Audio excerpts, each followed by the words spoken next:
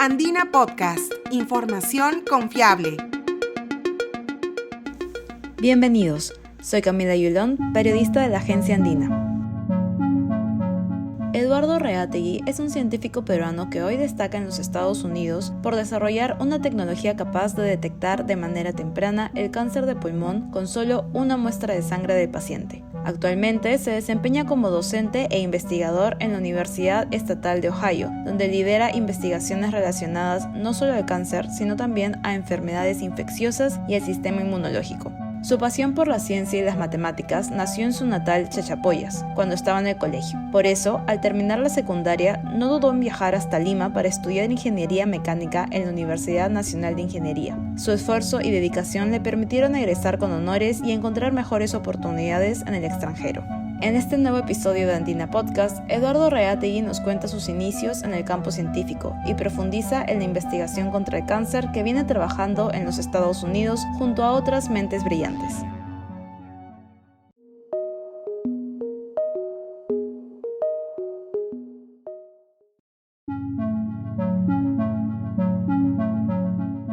Desde muy pequeño, Eduardo Reategui era muy curioso. Le interesaba saber cómo funcionaban las cosas.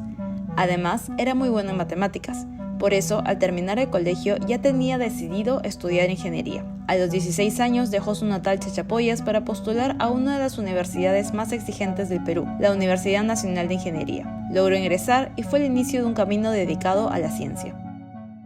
Soy peruano, yo nací en Chachapoyas, queda en la parte norte del Perú. Yo ahí prácticamente viví casi los primeros 15, 16 años de mi vida, y luego en ese tiempo generalmente no había muchas universidades en provincias, ¿no? La universidad, por decir, en Chachapoyas se ha creado recién hace, no sé, creo 15 o 20 años más o menos. Y cuando acabé la secundaria fui a Lima, ¿no? Como mucha gente hacía en ese entonces, ¿no? Estoy hablando más o menos de mediados de los 90, año 96, 97 me parece. Y me gustaba siempre las matemáticas, ¿no? Entonces para mí fue como algo natural decir que quería estudiar ingeniería, ¿no? Entonces, una de las universidades que logré ingresar fue la UNI. Ahí estuve 4 o 5 años, me parece, sí, para hacer todo lo que es mi parte de pregrado, ¿no? El bachiller, que es en la parte de ingeniería mecánica que fue. El ingeniero peruano egresó de la UNI ocupando los primeros lugares de su carrera. El siguiente paso era buscar oportunidades en universidades extranjeras para continuar su formación. Así que postuló a una beca para estudiar la maestría en la Universidad de Dartmouth, Massachusetts, en el 2006. Precisamente allí tuvo su primer acercamiento a la bioingeniería. Mediante una beca que recibí de la Universidad de Massachusetts en Dartmouth para hacer una maestría. También era en el departamento de ingeniería mecánica, pero ese profesor estaba trabajando con células, en la parte de lo que se llama preservación de células. O sea, era algo bastante novedoso para mí, porque era algo un poco fuera de lo estándar de lo que es parte de ingeniería mecánica, ¿no? O mi inicial training o entrenamiento que había llevado. Entonces, participé de ese proyecto con ese profesor por un par de años, publicamos algunos artículos y como que me quedé bastante interesado en esa parte, ¿no? De lo que es la bioingeniería, se podría decir, ¿no? Entonces, el doctorado que lo hice también en la Universidad de Minnesota ya fue muchísimo más relacionado a esa área también en el área de lo que es biomateriales, células. Ahí estuve más o menos hasta el año, me parece, 2011. O 2012, 2011, trabajando ahí, y luego tuve la oportunidad de ir a Harvard Medical School en Boston, y el Hospital de Massachusetts, el Hospital General de Massachusetts, y ahí hice un trabajo que ya estaba muchísimo más relacionado a la parte del cáncer, específicamente buscar marcadores de cáncer, pero en la sangre. Actualmente, Eduardo Reategui se desempeña como docente e investigador en la Universidad Estatal de Ohio, donde lidera investigaciones relacionadas no solo al cáncer, sino también a enfermedades infecciosas y el sistema inmunológico. Desde el 2017 trabaja junto a un equipo de científicos en una investigación que busca el diagnóstico temprano del cáncer de pulmón por medio de biomarcadores que están en la sangre. Con solo una muestra de sangre de un paciente, esta tecnología tiene el potencial de diagnosticar con precisión el cáncer de pulmón. Y no solo eso, también puede predecir, a partir de la misma muestra de sangre, si un paciente responderá bien a un tratamiento de inmunoterapia dirigida. En lo que respecta al cáncer, por decir, no solamente hacemos cáncer de pulmón. Cáncer de pulmón es una de las últimas publicaciones que tenemos. Creo que esa fue el año pasado.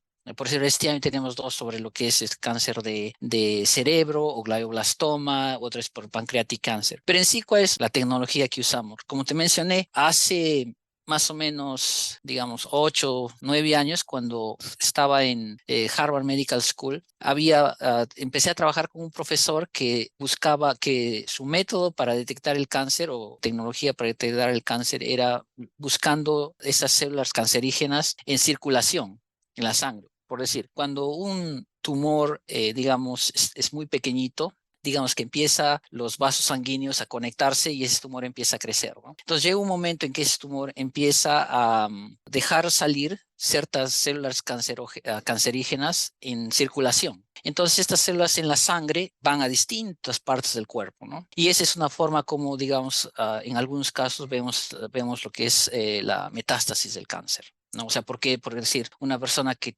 termina teniendo, de repente empieza con cáncer de pulmón, de repente después termina con cáncer de hueso, ¿no? O sea, hay células que están en tránsito, ¿no? Que van de un lugar a otro. Entonces, esa fue, digamos, una tecnología que él estaba desarrollando al comienzo y también hicimos algunas publicaciones al respecto. Pero uno de los problemas que esa tecnología tenía era que, digamos, en cierta forma para poder aplicarla, tendrías que buscar las células en la sangre, o sea, hasta cierto punto tenías que esperar en lo que se llama el late stage, o sea, una etapa ya tardía del cáncer, ¿no? Entonces, lo que yo me he enfocado más es un poco más en la parte que es lo que se llama en la detección más temprana. Entonces, ¿cuál es el método que usamos prácticamente? Es en lugar de enfocarnos en las células cancerígenas, sí, lo que tratamos de hacer es buscar cuáles son, digamos, ciertas señales, moléculas que estas células están liberando en circulación. ¿Por qué? Porque si vamos a ese, digamos que en teoría se podría detectar el mal a match en una forma muchísimo más temprana, ¿no? Entonces, particularmente nosotros enfocamos en unas pequeñas vesículas, que son unas nanopartículas, ¿no? Unas partículas muy, muy, muy pequeñitas que todas las células, digamos, dejan salir de su membrana, ¿no? Estas vesículas tienen el nombre técnico, su nombre científico son vesículas extracelulares, ¿no? Pero ¿cuál es la cosa, lo importante de estas vesículas extracelulares? Es que tienen muchas, por decir, proteínas, ácidos nucleicos de la célula cancerosa. O sea, es como, digamos que como un pequeño mensajero, ¿no? Que está antes que la célula esté en circulación, antes que la célula, digamos, vaya a un lugar lejano, esta célula cancerosa ya está dejando salir esas pequeñas partículas, esos pequeños mensajeros en circulación. Entonces, esa tecnología que nosotros hemos desarrollado prácticamente se enfoca en tratar de encontrar a estas pequeñas partículas, ¿no? Tratar de encontrar estas pequeñas partículas y tratar de analizar esas pequeñas partículas en cuestión de las diferentes proteínas o ácidos nucleicos que están relacionados actualmente al cáncer. El científico peruano explica que el proceso empieza con la toma de la muestra de sangre del paciente. Esta se purifica y solamente se quedan con el plasma. Sin embargo, durante el procedimiento hay algunos inconvenientes, pues no solamente las células cancerosas dejan salir estas pequeñas partículas, sino que todas las células de nuestro cuerpo producen las mismas partículas, pero obviamente no todas son malas. La segunda parte del proceso es separar. Ahora, ¿cuáles de esas pequeñas partículas son las buenas y cuáles son las malas, ¿no? Entonces, para eso, por decir, usamos diferentes métodos. Uno que es bastante conocido es lo que se llama el método de antígenos. Por decir, hay ciertos antígenos que son conocidos, que están relacionados al cáncer, y particularmente los que están relacionados a ese tipo de vesículas, digamos que tienen lo que se llama moléculas del cáncer, ¿no? Entonces, una vez que estas están separadas, digamos que tenemos ya un grupo de todas estas partículas pequeñitas que ahora podemos analizar en detalle, ¿no? O sea, ya es como se dice, primero es un proceso de purificación. Una vez que estas ya están separadas, hemos desarrollado lo que se llama un biochip, que es un pequeño, es un pequeño, como un device del tamaño de un slide de microscopio, en donde ponemos todas estas pequeñas partículas en la superficie, las adherimos a la superficie y después usamos un método de microscopía de alta resolución para ver cada una de estas moléculas que estas partículas tienen. Entonces, por decir, podemos ver qué proteína relacionada al cáncer tiene, qué ácido nucleico relacionado al cáncer tiene. En particular, por decir, para lo que es la parte del cáncer de pulmón, por decir, estamos interesados en ver lo que es la molécula es PDL1, ¿no? Que está bastante relacionada con la parte que es desarrollo de tratamientos para inmunoterapia, ¿no? Entonces, de esa manera podemos analizar cada una de estas partículas con bastante detalle. Para el doctor Reategui, la principal ventaja de este método es que, analizando esas partículas, el diagnóstico podría concretarse mucho más temprano, en una etapa en la que la enfermedad pueda ser curable. Además, resalta que la tecnología no solamente se enfoca en la parte del diagnóstico, también permite resolver analizando estas partículas qué pacientes potencialmente pueden responder mejor a una determinada terapia. La ventaja de este método es que analizando estas pequeñas partículas, digamos que en teoría el diagnóstico se puede hacer a mucha más temprana etapa del cáncer, que es prácticamente la forma en la que puede ser curable. Ahora, la tecnología no solamente se enfoca en la parte, la que es diagnóstico, esa es la primera parte, ¿no? Y la otra parte también es que nos permite also ver analizando estas partículas, qué pacientes potencialmente pueden responder mejor a una determinada terapia. O sea, tiene prácticamente esa doble funcionalidad, digamos, ¿no? Y de esa forma se tiene una forma más completa en cuestión de la forma que se puede analizar una muestra. Ahora, comparado ese método con, digamos, la forma estándar o tradicional, la que está en cualquier clínica, en cualquier hospital, ¿no? Que es mediante un método ya sea de imágenes, ya sea de, digamos, una biopsia de tejido, es muchísimo más potente, porque, o sea, te permite hacer un análisis, digamos, longitudinal, ¿no? O sea, puedes tomar muestras durante prácticamente cada día, si quieres, ¿no? O sea, y bastante seguido, porque lo único que necesitas es una pequeña muestra de sangre. Eso es lo otro. O sea, la muestra de sangre es por decir, 2 o 3 gotas de sangre. Esa es una cantidad muy pequeñita.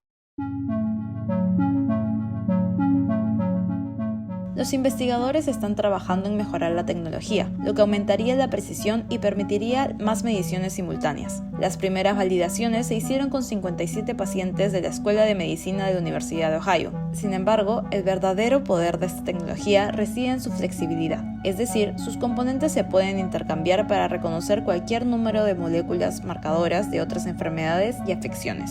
Eso incluye otros cánceres, enfermedades neurodegenerativas, lesiones cerebrales traumáticas, enfermedades virales y enfermedades cardiovasculares. La validación se hizo aquí con pacientes del Medical School de la Universidad de Ohio, del Wexner Medical Center, un grupo de, creo que fueron 57 pacientes que respondían la terapia versus un control. Y todo fue, o sea, los resultados están en el paper, ¿no? O sea, es bastante aceptable el rango de predicción de la tecnología para este grupo, ¿sí? O sea, ya se ha ido de la parte de esta initial stage que se llama, es como un pequeño grupo, ¿no? De pacientes para simplemente validar, ¿no? La fase inicial, y ahora estamos viendo también la parte de cómo aplicar a un cohort que es muchísimo más grande. Ahora, para ese cohort que es muchísimo más grande, estamos trabajando con un grupo de hospitales de acá de Estados Unidos que prácticamente van a hacer lo que se llama un blind validation. Prácticamente nos van a enviar las muestras, nosotros no vamos a saber, digamos, si es positivo o negativo en cuestión de que es para el cáncer, y luego se va a validar toda una muestra muchísimo más grande. El doctor Reategui espera establecer alianzas con universidades peruanas que quieren sumarse a esta investigación que empezó en el 2017 y viene dando buenos resultados. Además, envía un mensaje a los jóvenes que están en búsqueda de oportunidades para seguir desarrollándose en el camino de las ciencias.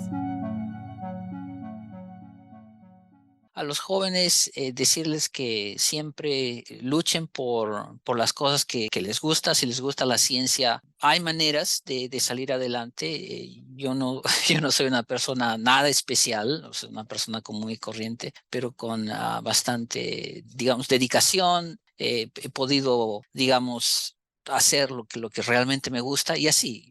Cualquier otra persona que tiene interés en la ciencia, jóvenes, siempre estar en contacto con personas de afuera, porque sí, hay muchas oportunidades, ¿no? O sea, no solamente a nivel local del Perú, hay muchas oportunidades en todas partes. Y pienso que el capital humano peruano en general de ciencia es muy apreciado afuera, ¿no? Entonces eso es también una ventaja. Por eso a los jóvenes que realmente están interesados en la ciencia, que sigan buscando oportunidades, que por decir, en mi grupo, el próximo año de repente voy a tener posiciones abiertas para lo que es doctorado, ¿no? Si hay gente interesada, me puede directamente contactar. Y no solamente a mí, hay muchísimos otros grandes científicos acá en Estados Unidos, en otras universidades también. Y en cuestión de la inversión, como te digo, para la ciencia es como dice el doctor Modesto Montoya, ¿no?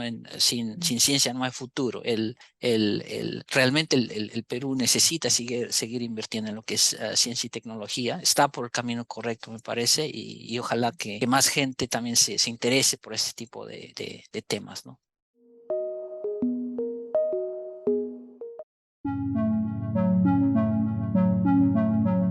Si deseas conocer más historias de ciencia y tecnología, visita nuestro sitio web podcast.andina.pe y síguenos en SoundCloud y Spotify como Andina Podcast. Este episodio fue producido por María Fernández y editado y locutado por Camila Yulón. Gracias por escuchar.